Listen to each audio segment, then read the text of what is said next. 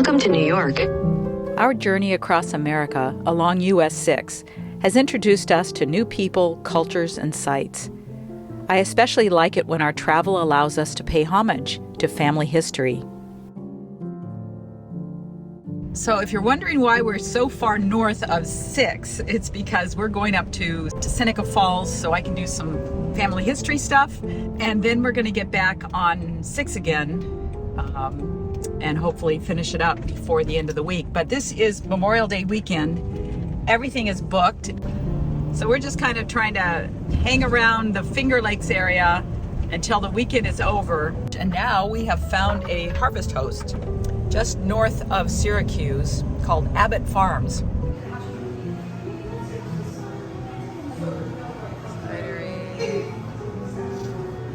Okay, I think I want ice cream. We got goats over there, rabbits over there, chickens in that house. Got an old goat next to you. Yep, got the old goat with me. Got the orchard out back.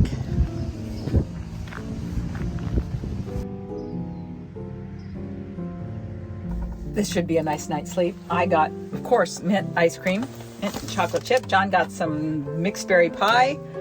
I got some, gingerbread pancake mix, some raspberry jam.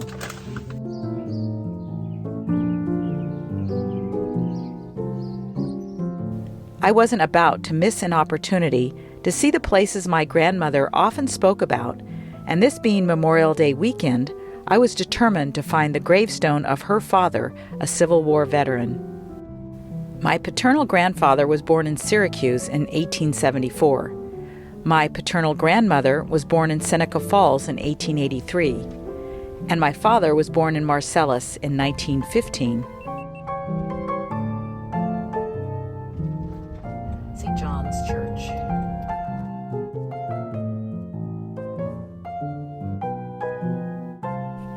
My grandfather was an Episcopal minister, and St. John's in Marcellus was his church from 1914 to 1921. We were lucky to be visiting on a Sunday and were able to get inside the church after service.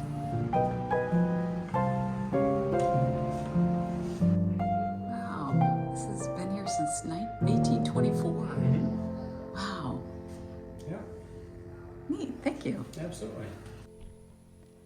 My dad was born in what was the rectory at that time.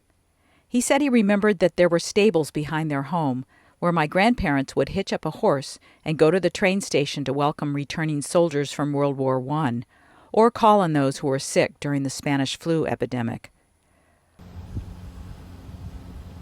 Fortunately, what once served as the village stables is still there, even though it's privately owned. Memorial Day Parade.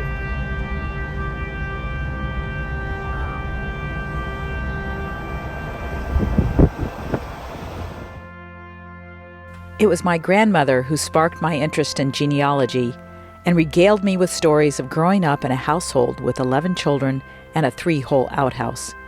It's 60, it's 70. It's one of these. That's 68. It's 70. Yeah, it's this one, I think. Yeah. The 9 girls and 2 boys lived not far from the canal on Garden Street, in a home that their dad built using money from his muster-out pay after the Civil War.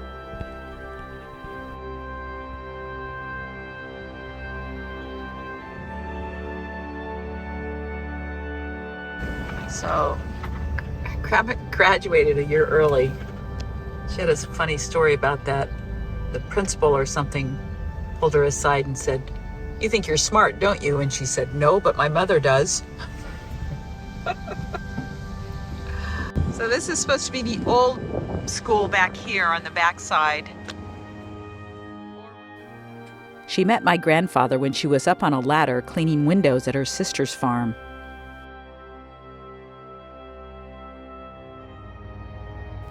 They were married at the Episcopal Church in Seneca Falls.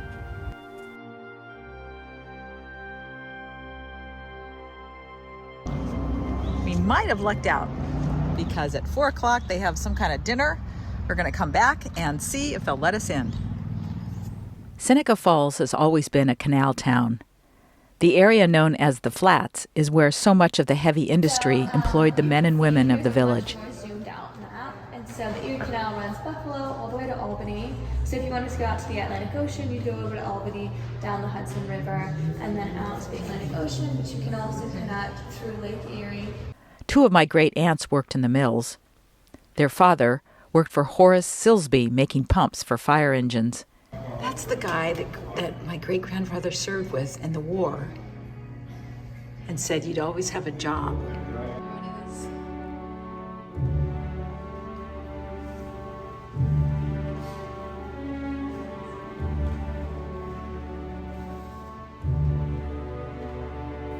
In 1916, the area was flooded to expand the canal, and much of that industry had to either close or move.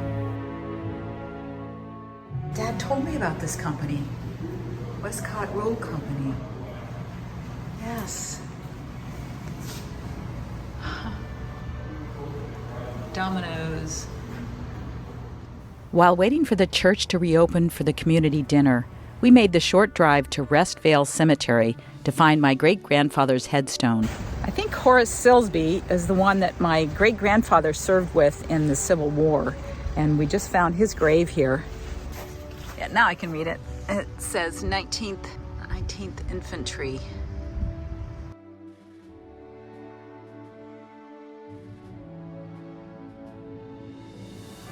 John found it. Wow. New York. Oh yes, and then there's the rest of the family. Okay, good old Ralph. Oh, Ellen Augusta, Amelia, and then this was his wife, Ellen Henderson Summers, 1855 to 1953. Yay! I can't believe the people here can find, put the flags in for every veteran. That's amazing. So for the first bit in the war, he served in the 19th Infantry, and then they became the 3rd Artillery. He served 2 years, and then he re-enlisted. So he was served during the entire duration of the Civil War. Way to go, dude.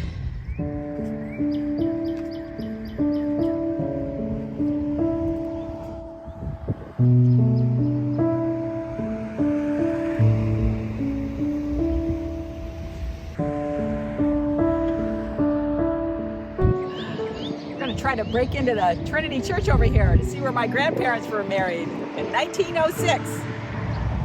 Oh wow, it is gorgeous. Stand in the middle here, I can tell you a few things real quick. The original Trinity is still standing. If we could look through that wall, we could see it on the other side of the canal. It's a gray and white building. It's an apartment building now. Oh, really? It was built in 1831 when the parish was established. This was built in 1885. The church has more windows per square inch than most. They've just filled the back part here, above the doors, out in the hallway, and so forth. The 3 most impressive windows are Tiffany windows, which ones are those? Is the last one over here with Christ blessing the child. The big part of this window here is a Tiffany. But then the most important one is right here, Christ knocking at the door.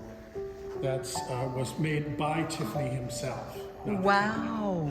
And it was one of the last windows that he did. Wow. It's a sliver of a very popular 19th century painting by William Holman Hunt, Christ knocking at our soul.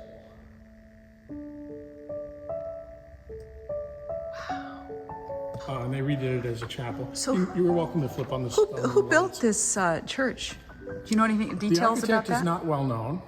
We only know that he did 6 churches that we know of.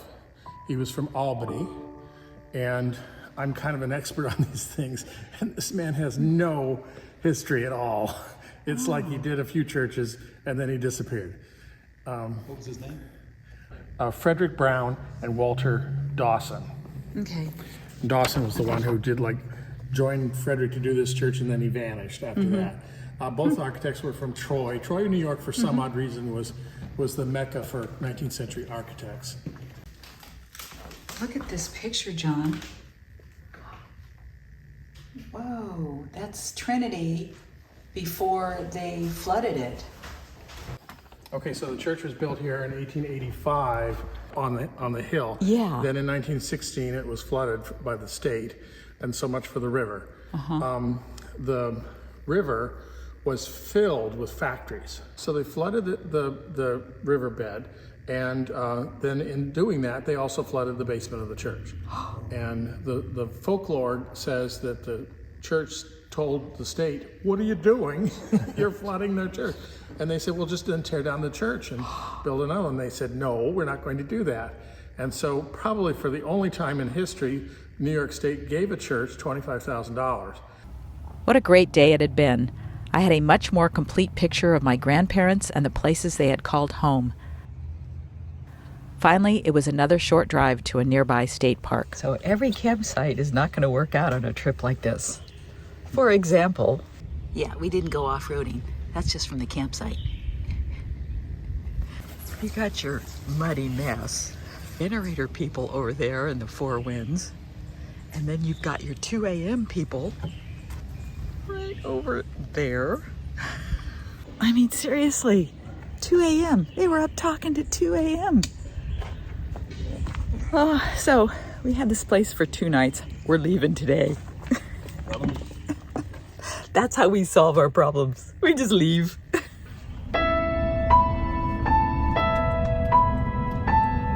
There's Albany.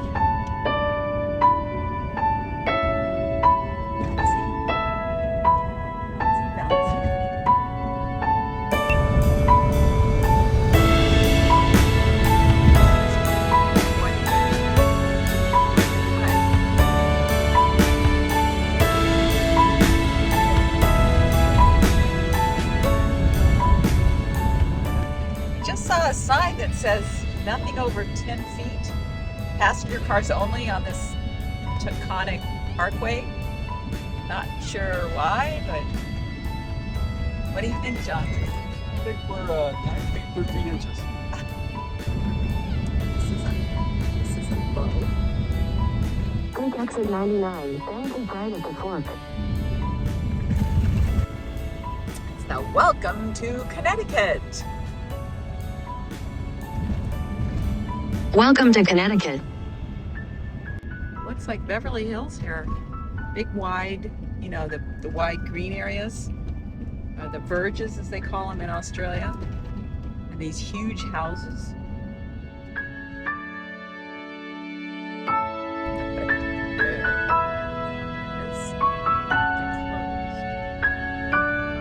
There's an RV over there. This is a beautiful Harvest Host location, but we haven't actually technically been accepted.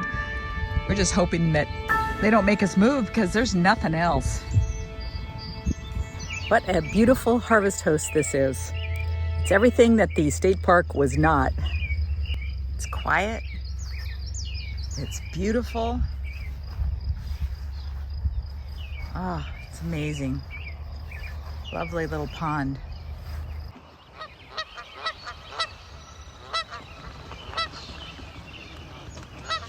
A couple of geese not getting along too well, though.